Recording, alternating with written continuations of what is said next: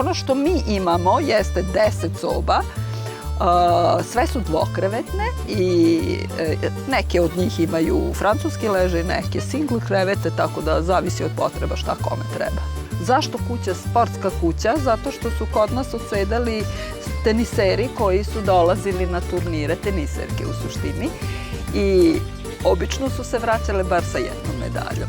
Kuća pisaca je po tome karakteristična što je recimo u jednoj od tih apartmana, odnosno soba, boravio i Aleksandar Gatalica i Vladimir Pištalo i tako dalje. Mnogi od njih su nekako nisu počeli da stvaraju svoje ime, oni su počeli da ga stvaraju mnogo odavno, ali su se nekako potvrdili, skoncentrisalo se baš kada su se prosto našli na ovim prostorima. Naravno da se trudimo da sve što možemo da proizvedemo ovde, tako da su tu i džemovi, kajsija, šljiva, breskva i tako dalje, kompoti, turšija i šta ja znam. Sve to što možemo da pripremimo, mi pripremimo jer je u osnovi svega toga bila zamisao da našoj široj, odnosno našoj osnovnoj porodici, deci, pružimo tu neku vrstu hrane koja nije previše zatrovana.